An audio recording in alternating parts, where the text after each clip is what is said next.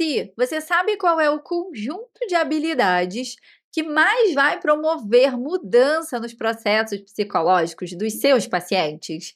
E será que você tem aí no seu repertório como terapeuta essas habilidades bem desenvolvidas? É sobre isso que a gente vai falar nessa aula, e eu não estou falando isso aqui como uma opinião pessoal, não, tá? Eu estou partindo aqui de um dos maiores estudos de revisão sistemática com meta-análise, que é o projeto DeadStar, em que eles analisaram aí ao longo de 4 anos mais de 50 mil estudos para entender quais são os principais mediadores que promovem mudanças e resultados aí nos tratamentos dos pacientes e destes, quais são os mais presentes quando a gente consegue perceber resultados nesses tratamentos. Eu vou já te contar quais são esses 3 e inclusive eu vou te dar dicas aqui de como você pode desenvolver esse repertório e também, até mesmo aqui na plataforma, quais aulas você pode priorizar para fazer isso juntinho comigo aqui. Bora? Preparados? Então, bora para mais uma aula, gente. Eu vou compartilhar aqui com você na tela os slides e quero aí aproveitar te lembrar que eles estão aqui, ó, abaixo da gravação para você fazer o download e acompanhar juntinho comigo aqui esse material, tá? Então, bora lá, Psis. Antes de entrar aqui nos resultados dessa super meta-análise, compartilhar com vocês aqui os achados que essa pesquisa trouxe, eu quero fazer aqui um overview de toda essa jornada, de toda essa revolução que aconteceu no campo da saúde mental nos últimos anos. E aí, vamos já começar falando aqui sobre os nossos manuais de classificação. No momento que eu estou gravando essa aula, a gente já está na CID-11, já estamos no DSM-5-TR. Então, vejam como esses manuais vieram sendo atualizados ali ao longo dos últimos anos. Se vocês observarem as edições passadas, a gente vai ver uma base ali muito psicodinâmica. Então, muitas das explicações sobre os transtornos, sobre o sofrimento, se dava a partir da ideia de conflitos profundamente arraigados, como se aqueles conflitos que fossem ali os geradores dessas manifestações sintomáticas. Depois, lá da edição 3 do DSM, por exemplo, é que a gente vai vendo, apontando um pouco mais para processos biológicos, psicológicos, para questões relacionadas ao desenvolvimento. E isso aconteceu aí numa tentativa de aproximação de um modelo médico. Afinal de contas, com essa categorização sintomática, né, um diagnóstico mais categórico, favoreceria o desenvolvimento de pesquisas, de ensaios clínicos, para que a gente pudesse aí, né, validar a psicologia empiricamente, para que a gente pudesse gerar ali parâmetros que fossem passíveis de comparação e, inclusive, facilitar, né, essa comunicação entre os profissionais e favorecer o treinamento. E aí, com isso, nos últimos anos, o que a gente viu é o que o Reis e o Hoffman, lá no livro Terapia Baseada em Processos, chama de o jogo dos protocolos para síndromes. Porque nessa tentativa, a gente foi ali crescendo cada vez mais o número de ensaios clínicos randomizados, a criação de novos protocolos e a cada edição novos transtornos, né, ou recategorização dos transtornos, e aí novos ensaios clínicos gerando uma série de protocolos, e aí por um tempo a gente chegou a chamar, né, dos protocolos baseados em ensaios clínicos randomizados. Isso não foi ruim, isso foi muito bom para o campo da saúde mental. Acontece que o problema é que boa parte dos nossos pacientes, eles vão apresentar múltiplas comorbidades, sobreposição sintomática e os chamados aí não especificados, que quando o paciente, por exemplo, apresenta ali uma sintomatologia que gera sofrimento, prejuízo, mas que não necessariamente atende ali critérios suficientes para um transtorno de fato. E aí, aquilo que era para ser a exceção acabou se tornando a regra, né? Então, a gente vai ver que boa parte dos nossos pacientes vai apresentar muitos desses quadros que eu descrevi, inclusive no próprio DSM-5-TR já tem ali, né, no texto inicial, uma observação nesse sentido, né, falando que os pacientes que possuem ali pelo menos um diagnóstico, eles vão ter, né, na verdade, 2 ou mais diagnósticos, sobre essa sobreposição, sobre o alto número de comorbidades. E aí, com isso, o que começou a acontecer?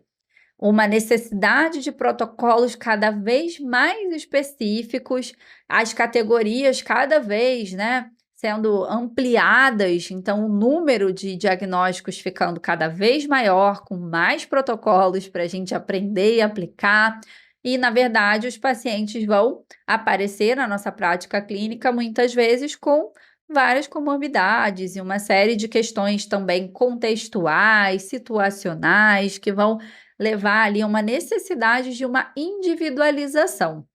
Então, com essa quantidade muito grande de protocolos, a gente precisa encontrar uma forma de focar não mais em qual tratamento funciona, mas em sim como esses tratamentos funcionam, por que funcionam e quais os mecanismos estão ali por trás para que esses tratamentos funcionem, né? E aí eu trouxe aqui de volta o nosso caso da Sara e do Bill, que vocês devem ter visto lá na aula do livro, do Clube do Livro, perdão, Aprendendo a Terapia Baseada em Processos. Para quem não sabe, eu não vou dar muitos spoilers aqui para que você veja lá, mas é a história de uma terapeuta que aplicou ali um protocolo de tratamento para o transtorno depressivo maior, a TCC para depressão, e um paciente chamado Bill, que apresentava ali muito sofrimento quando chegou para tratamento. E a Sara, uma terapeuta muito dedicada, aplicou ali todo o protocolo bonitinho, fez avaliação, utilizou escalas Beck, tanto para avaliar, medir ali a intensidade dos sintomas, como também para avaliar ali os níveis de melhora do paciente. E aí, com base no protocolo que a Sara trabalhou e com os resultados que ela teve ali ao avaliar os resultados do tratamento, a Sara entendeu que tinha feito um ótimo trabalho e começou a fazer o espaçamento até que ela fez a alta do Bill. E aí, o que aconteceu é que no caminho de casa, já no dia que a alta aconteceu, o Bill já estava apresentando ali emoções intensas, desesperança, repensando inclusive sobre a própria vida dele e o quanto que a Sara nunca imaginou que isso aconteceu e o Bill, né, saiu ali do tratamento super estável, entre aspas, e com o transtorno dele tratado. E aí, o que o Reis e o Hoffman vão falar no livro é que muitos de nós, terapeutas, a gente acredita muito que a gente faz a diferença na vida dos pacientes, e muitas vezes fazemos, sim, e que os pacientes, né, eles vão apresentar ali uma melhora significativa sempre que a gente vai utilizar o protocolo e que aquilo vai acontecer, né? Mas muitos desses pacientes não experimentam essa melhora realmente significativa. No caso aqui do Bill, o que a gente entendeu, né, é que o Bill ele não tinha depressão somente, né? Ele se sentia deprimido em decorrência de estar se sentindo solitário, desconectado, e uma série de fatores biopsicossociais que faziam parte da vida do Bill, que estavam levando aí ao desencadeamento e à manutenção dessa sintomatologia, né? E aí, o que a gente vai precisar compreender, então, é que a gente vai precisar ficar atenta aos processos que estão relacionados a manutenção desse sofrimento e selecionar ali intervenções que vão modificar esses processos específicos. Bom, e aí, quando a gente pensa sobre isso, a gente vem dessa lógica, né, dos jogos dos protocolos, né, dos protocolos baseados em ensaios clínicos, a gente vem com uma ideia de que a gente buscaria quais são os tratamentos que funcionam. Mas lá, ó, o Paul lá em 69 já questionava um pouco isso, né? Tem um artigo que é muito relevante na saúde mental, que vai questionar se a terapia realmente funciona ou se são outros aspectos, como a própria passagem do tempo e outras questões. E aí depois, né, de muita discussão, se chegou ali a uma ideia que a gente precisava entender que tratamento funciona, por quem, né, qual terapeuta, seria efetivo para qual indivíduo, para qual problema específico, naquele conjunto de circunstâncias e como ele se dá. Então, isso não é nada novo, né? E aí, esse questionamento volta para a mesa alguns anos depois, com o Reis e o Hoffman fazendo o seguinte questionamento: que processos biopsicossociais centrais devem ser direcionados para aquele paciente, com aquele objetivo, naquela situação, e mais, como eles podem ser alterados de maneira eficiente e eficaz?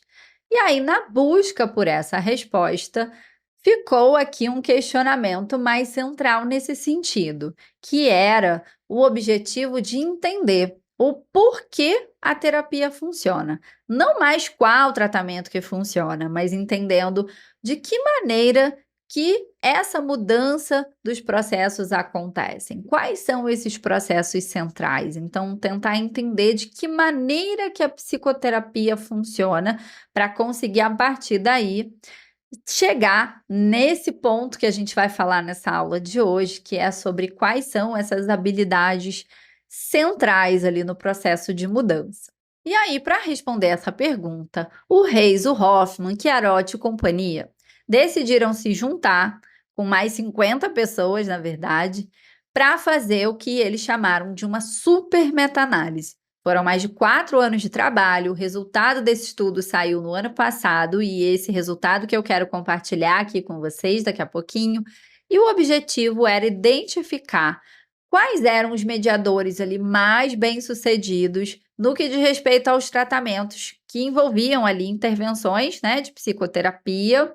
E aí eles analisaram mais de 55 mil estudos para entender quais eram esses mediadores comuns, quais eram ali os processos modificados que traziam melhores resultados, para, a partir daí, promover aí um grande impacto na saúde mental sobre o que se pensa sobre a terapia, sobre como a terapia funciona, sobre por que a terapia funciona. E a partir daí, esse projeto, que eles chamaram de Dead Star, tá? Eu coloquei aqui a imagem, mas meu lado nerd não chegou nesse nível. E aí, para responder isso, eu perguntei para uma amiga, que é essa amiga aqui, e vamos ver o que ela disse. Que é o Death Star do Star Wars. Aqui está uma resposta de um usuário Alexa Answers que eu traduzi. A Estrela da Morte é uma nave espacial imaginaria dos filmes e livros de Star Wars de George Lucas. Lucas imaginou uma enorme estação espacial construída em torno de uma poderosa arma destruidora de planetas. A Estrela da Morte era esférica, como uma lua, mas também continha a propulsão subleve e a velocidade da luz. Bom, de acordo com o que a nossa amiga disse, né? Então é algo de muita dimensão, né? Então, e é daí que surge o projeto Dead Star, essa grande meta-análise que tem como objetivo identificar esses mediadores que são comuns, conhecidos, associados aos processos de mudança em saúde mental e que a gente sabe que a meta-análise já é por si só, né, o topo do topo da evidência. Imagina só uma meta-análise conduzida por essa galera, incluindo mais de 54 mil estudos e considerando todas as intervenções psicoterapêuticas, tá? De orientações psicoterapêuticas diversas, olhando ali quais foram os principais resultados terapêuticos, incluindo, por exemplo, ansiedade, depressão, autoeficácia, valores, qualidade de vida, questões relacionadas, por exemplo, a tratamentos de prevenção de recaída. Então, foi algo assim bem abrangente mesmo, utilizando então critérios ali muito rigorosos de pesquisa para que não houvesse ali nenhum tipo de viés e a gente conseguisse encontrar um resultado significativo que fosse revolucionário aí para o campo da saúde mental. E aí foi um total exato aqui, né, de 54.633 estudos, gente que trabalheira, tudo bem que foram 4 anos, mais de 50 pessoas envolvidas, mas ainda assim é puxado, né? E foi publicado aí no ano passado numa das maiores revistas aí dentro do campo, né, da saúde mental, que é a Behavioral Research and Therapy, e a partir daí, né, muitas questões surgiram. Primeiro, se dar conta, né, que o foco veio sendo até aqui nos métodos, quais tratamentos funcionam e não no porquê de fato eles funcionam. Essa lista cada vez maior de intervenções, né, então isso no final, né, acaba sendo uma dificuldade para que a gente consiga aplicar tudo isso na prática clínica, generalizar esses aprendizados, né, treinar profissionais, quando, na verdade, o que se percebeu aí ao longo desse estudo é que, no final, muitos deles acabavam funcionando pelos mesmos processos e mecanismos, né? Se a gente observar, por exemplo, em transtornos de ansiedade ou no TEPT, no TOC, a gente vai entender que a gente vai ter semelhanças, né? O processo de esquiva, questões relacionadas a viés atencional. Às vezes o que muda é o objeto fóbico, mas o objeto, né, que leva ali a ansiedade ou que leva à evitação, mas os processos que estão ali por trás são muito parecidos, né? A gente vai ter ali várias intervenções que vão focar na redução da esquiva, vão aumentar a tolerância, né, às experiências internas, vão muitas vezes ajudar na questão da modificação do viés atencional, vão atuar em algum nível de reavaliação cognitiva, mas de uma maneira geral, a gente tem um padrão, né, que são esses mediadores. E aí, o que eles descobriram, né? Esse é o tema da aula de fato. Bom, eles descobriram que não há um único caminho para a mudança, tá? E que isso é muito importante a gente pensar, por isso que os tratamentos transdiagnósticos, a gente não vai ter ali uma linha, né? Uma coisa linear. Por exemplo, na DBT, a gente não vai necessariamente trabalhar naquela ordem, a gente até tem uma hierarquia, né, um alvo de tratamento que a gente precisa alcançar de acordo com a demanda, mas a gente pode, né, organizar esse tratamento de uma maneira não necessariamente linear, obviamente respeitando a hierarquia. Então, eles entenderam que a individualidade e o contexto também exercem ali um grande impacto. Entenderam também que aí é o tema central aqui dessa aula, que existe ali um conjunto de habilidades que se mostrou muito eficaz do que qualquer outras coisas, né? Então, eles perceberam que esse conjunto de habilidades que eu vou contar já já, ele vai aparecer até mais frequente ali como uma intervenção que vai promover mudança, do que questões relacionadas à autoestima, rede de apoio, familiares, a própria relação terapêutica, a pensamentos negativos, disfuncionais, adaptativos, como você preferir chamar.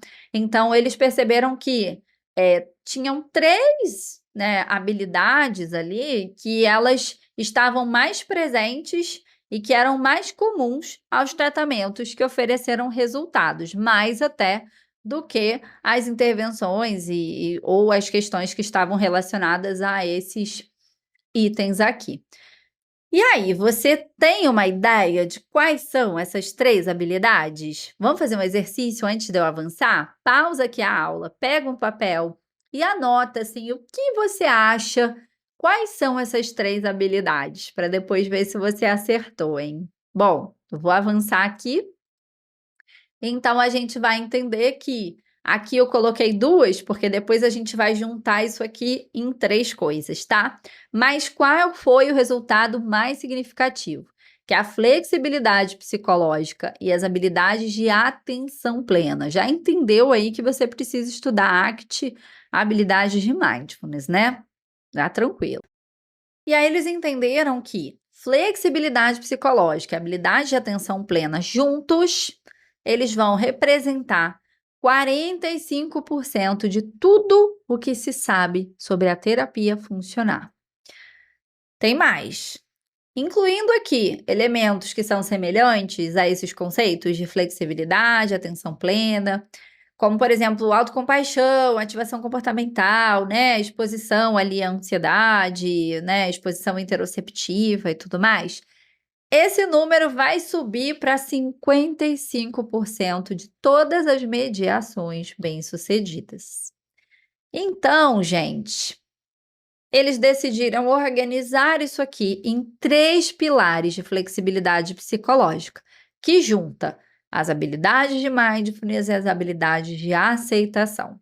São eles: consciência, abertura e valores. Vamos olhar um por um aqui, tá? Consciência está relacionado a estar no presente. Lembra daqueles pilares de mindfulness? Tem um deles que fala sobre estar no presente. Lembra do Hexaflex? Também vai falar sobre estar no presente. Então, entender aqui o que você sente, aonde você sente isso no seu corpo, o que, né, que pensamentos que estão passando na sua cabeça, não com o intuito de analisar o conteúdo deles, né, mas a maneira como você percebe esse fluxo de pensamentos, e aí fazendo isso com atenção plena, no presente. Por quê? Porque a gente só consegue se conectar com aquilo que é de valor quando a gente se engaja em ações no presente. Aqui também vai entrar um pouquinho de valores. E aí tem um exemplo que eles dão no site até do Raising, que ele dá um resumão sobre essa super meta-análise, que ele usa um exemplo muito legal, que ele fala que é diferente você falar sobre a experiência de uma laranja do que você sentir o sabor de uma laranja. Por mais que você fale da sua experiência sobre comer uma laranja, você nunca vai viver essa experiência de fato se você não estiver vivenciando ela no presente. Então, o foco no presente. Aqui vai fazer muito sentido trabalhar habilidades de mindfulness, de aceitação, né, de tolerância às experiências internas, reduzindo essa esquiva. Então, utilizar, por exemplo, estratégias de difusão cognitiva, mindfulness, daqui vai ser de extrema importância, tá? Depois, ao longo das aulas, vocês vão ver que a gente vai entrando um pouquinho mais nas habilidades de mindfulness, de aceitação, né? Aqui eu tô dando só um geralzão, tá? A abertura é mais um princípio de mindfulness, né? Permitir que os pensamentos, as emoções, eles sejam como são, que a gente não precisa mudá-los. Eu não estou falando aqui de coisas que a gente pode reestruturar, que são passíveis de reestruturação, tá? Eu estou falando de emoções difíceis que às vezes as pessoas querem não sentir, e nessa tentativa de não sentir, muitas vezes elas, além de aumentar o viés atencional para elas fazem com que essas emoções demorem mais a passar, ou elas utilizam comportamentos problemáticos de esquiva para se livrar dessas experiências internas. A luta contra os pensamentos também pode levar a mais ruminação, a piora do humor, a um desengajamento das ações no presente. Então, habilidades de difusão cognitiva e mindfulness vão fazer muita diferença aqui, tá? Bom, e entender que apesar dessas emoções difíceis, desses pensamentos difíceis, a gente precisa caminhar na direção de uma vida que vale a pena. E aí entram os valores, as ações comprometidas com valores. E isso, gente, é algo que é contraintuitivo, porque a gente tem uma ideia, e talvez os nossos pacientes também, que o processo de psicoterapia ele tem o objetivo de gerar alívio. E aí, pensa que gerar alívio, pensando em aceitar experiências internas, pensando em abrir espaço para o desconforto, em agir apesar do desconforto, talvez isso gere uma certa confusão, né? Então, a gente entender até sobre as crenças sobre a própria terapia, né? O como isso pode influenciar. Então, quanto mais a gente tenta eliminar a dor, mais a gente faz com que a dor controle nossa vida, né? Nos livros de ACT, eles costumam dizer que quando a gente tenta eliminar a dor, a gente transforma a dor em sofrimento. E muitas vezes, né, a abertura vai nos ajudar a abandonar essa luta interna, que muitas vezes acontece a partir de esquiva das experiências internas, de ruminação, preocupação, viés atencional mais para ameaça, né? E o quanto que isso é fonte de sofrimento, fatores de piora e até de não melhora, né? E o terceiro, não menos importante, o engajamento com valores, né? Então, deixar o que é importante guiar a vida, então, um trabalho com valores. Para trabalhar com valores, a gente vai precisar desenvolver esses dois pilares de consciência e de abertura, né? Então, esses são os três pilares da flexibilidade psicológica que vão, né, ser aqui essenciais hoje, tá? Descrito aqui como o mais importante para a sua saúde mental. Para vocês terem uma ideia, lá no laboratório do meu mestrado, todos os projetos, eles precisam ter a flexibilidade psicológica no centro, né? Então, independente da temática, é uma regra do meu orientador, que ele é muito voltado para terapias contextuais, principalmente a ACT, precisa ter, né? Inclusive no meu projeto também tem essa via de flexibilidade psicológica. E aí, para isso, a gente vai precisar estudar sobre ACT, sobre Mindfulness, sobre terapia focada na compaixão, né? E o quanto que essas terapias contextuais aí são, né, um diferencial aí na prática clínica nesse momento. Então, respondendo à pergunta, por que a terapia funciona, né? Finalmente eles chegaram aqui à resposta final, que é porque ela estabelece maior consciência, abertura e engajamento com valores. Por isso que funciona. Quando ela funciona, essas três coisas estavam presentes de acordo com os achados deles. A flexibilidade psicológica, então, vai ajudar a gente a parar de lutar, né? Com essas experiências internas que a gente não tem controle e vai nos ajudar aí a orientar a vida para uma vida mais significativa, né? Focada no aqui e agora, que é a única coisa que a gente tem, né? E como qualquer outra habilidade na vida, a gente vai precisar praticar para ficar melhor. E isso vale para o seu paciente e vale para você também, Psi. Gente, era isso que eu queria trazer para vocês. Eu espero que vocês tenham aprendido bastante. Deixem aqui nos comentários o que vocês acharam dessa aula, que eu vou amar saber. Então, já se organizem para intensificar os estudos aí nessa direção, hein? Bom, para você que está assistindo aqui no YouTube, eu vou deixar o link do material aqui para você baixar na nossa plataforma. E já falando sobre isso, eu quero te convidar a saber mais sobre o programa TCC de A a Z, que é o meu programa de desenvolvimento de competências clínicas, em que você investe menos de R$ 3 por dia, sem fidelidade, sem cartão de crédito, para ter mais de 350 horas de aulas, essa é uma delas, e mais de 60 horas de casos clínicos, formulários, ferramentas.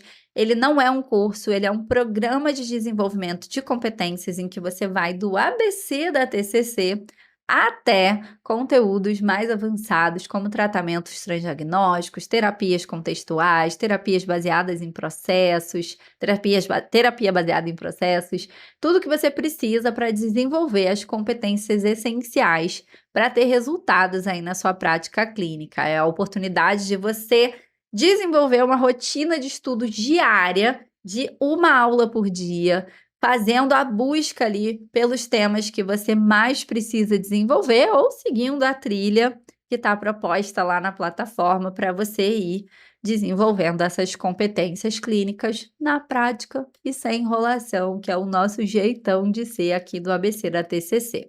Vou deixar aqui também o nosso Instagram, segue lá para continuar acompanhando os nossos conteúdos e não se esquece aqui, gente, de curtir, né, dar o sininho aqui também para você ser notificado aí quando saírem novos vídeos e para nos ajudar também a levar esse conteúdo para mais longe. É isso, a gente se vê na próxima. Até lá!